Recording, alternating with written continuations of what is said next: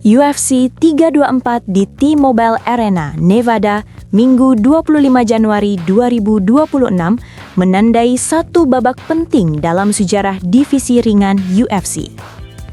Justin Gaethje kembali berdiri di puncak sebagai pemegang sabuk interim kelas ringan untuk kedua kalinya dalam karirnya, setelah menundukkan Paddy Pimblett lewat kemenangan angka mutlak 5 ronde. Skor juri 48-47, 49-46, dan 49-46 mencerminkan sebuah duel panjang yang keras, melelahkan, dan syarat tekanan, di mana pengalaman, disiplin, dan kontrol tempo menjadi faktor penentu.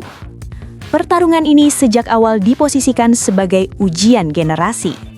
Gaethje berusia 37 tahun datang sebagai veteran dengan reputasi petarung paling brutal di divisi ringan.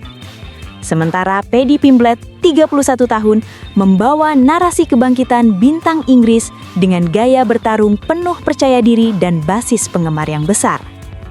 5 ronde penuh akhirnya menjadi panggung pembuktian bahwa jarak antara popularitas dan kematangan bertarung masih nyata di level elite UFC. Ronde pertama langsung menunjukkan perbedaan pendekatan. Justin Gaethje membuka laga dengan agresi terukur. Ia menekan sejak menit awal, memotong sudut oktagon, dan memaksa Pimblett bergerak mundur. Sebaliknya, Pimblett terlihat lebih defensif, banyak bergerak lateral dan cenderung menghindari adu pukulan terbuka. Baru 2 menit berjalan, kombinasi pukulan lurus dan hook kiri Gaethje mendarat bersih, mendorong Pimblett terjatuh ke kanvas. Gaethje sempat mengambil top position, mencoba mengamankan kontrol, namun tidak memaksakan ground and pound. Pimblett masih mampu bertahan dan bergerak, membuat Gaethje memilih untuk kembali berdiri. Keputusan ini menegaskan strategi Gaethje sepanjang laga. Tidak mengambil resiko berlebihan, menguras lawan secara bertahap. Beberapa saat kemudian, leg kick keras Gaethje kembali mengenai kaki depan Pimblett, mengganggu keseimbangannya. Namun lagi-lagi, Gaethje menahan diri untuk tidak mengejar penyelesaian cepat. 1 menit menjelang akhir ronde pertama, insiden tak disengaja terjadi ketika jari Gaethje mengenai mata Pimblett. Wasit menghentikan laga sementara, memberi waktu pemulihan untuk Pimblett dan peringatan tegas kepada Gaethje. Setelah laga dilanjutkan, Gaethje tidak menurunkan intensitas. Jab dan hook kembali mengalir, memukul pertahanan Pimblett yang semakin tertekan. Dominasi Gaethje terlihat jelas hingga ronde pertama berakhir, baik dari segi tekanan, akurasi, maupun kontrol ruang. Memasuki ronde kedua, Gaethje kembali mengambil inisiatif. Belum genap 1 menit, ia sempat mengancam dengan percobaan cekikan, memanfaatkan momen transisi. Pimblett masih mampu bertahan dan melepaskan diri, tetapi situasi tersebut menunjukkan bahwa Gaethje nyaman bertarung di semua fase. Pimblett mencoba mengubah momentum dengan 2 tendangan melingkar, namun keduanya meleset. Salah satu percobaan bahkan hampir membuatnya terpeleset sendiri. Gaethje memilih tidak membalas secara sembrono, tetap menjaga jarak dan ritme. Menjelang akhir ronde kedua, pukulan keras Gaethje ke arah mata kanan Pimblett menjadi momen krusial. Pimblett sempoyongan dan kembali jatuh ke lantai. Gaethje langsung mengambil alih posisi dominan, melancarkan serangan bertubi-tubi dari atas. Pukulan-pukulan tersebut menyebabkan luka jelas di wajah Pimblett, terutama di area mata dan hidung. Ronde kedua ditutup dengan Gaethje sebagai pihak yang sepenuhnya mengendalikan jalannya laga. Ronde ketiga menjadi titik balik kecil bagi Pimblett. Setelah 2 ronde berada di bawah tekanan konstan, petarung Inggris itu mulai menunjukkan perlawanan yang lebih terstruktur. Ia meningkatkan output serangan dan mencoba memaksa Gaethje bertukar pukulan. Salah satu momen paling signifikan di ronde ini adalah tendangan lutut terbang Pimblett yang mengenai bagian bawah perut Gaethje.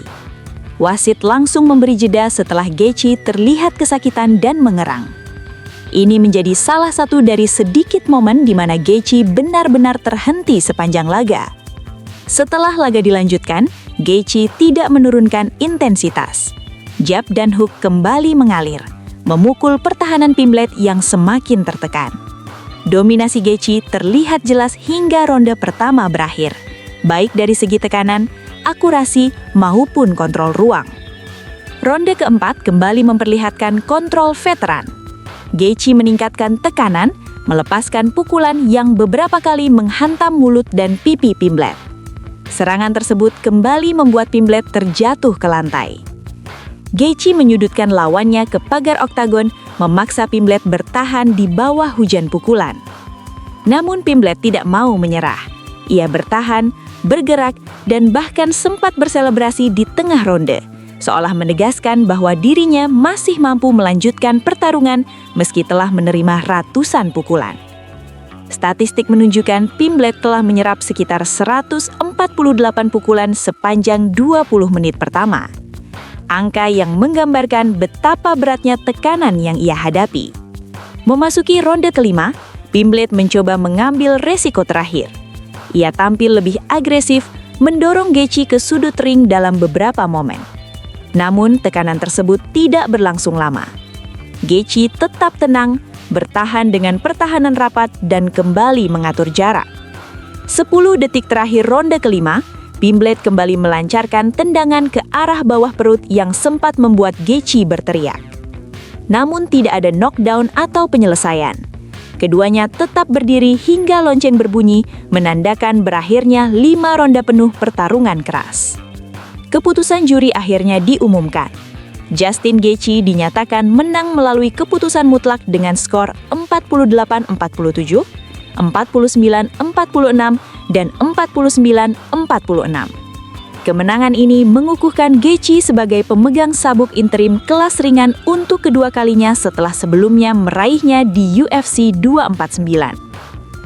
Lebih dari sekedar kemenangan angka, laga ini menegaskan identitas Gaethje sebagai petarung yang mampu menyesuaikan gaya bertarung seiring usia dan pengalaman. Ia tidak lagi hanya mengandalkan agresi tanpa perhitungan, tetapi memadukannya dengan kontrol, kesabaran, dan manajemen resiko. Bagi Paddy Pimblet, kekalahan ini menjadi ujian realitas di level tertinggi. Ia menunjukkan ketahanan dan keberanian, tetapi juga memperlihatkan celah dalam pertahanan dan pengambilan keputusan saat menghadapi petarung elit dengan pengalaman panjang. Dengan hasil ini, Justin Gaethje resmi mendapatkan hak untuk menantang juara kelas ringan UFC, Ilia Topuria, yang saat ini tengah menjalani masa rehat. Pertarungan unifikasi sabuk kini menjadi arah logis berikutnya bagi divisi ringan. Dengan Gaethje kembali berdiri sebagai penantang utama, membawa pengalaman, daya tahan, dan reputasi yang telah teruji di level tertinggi UFC.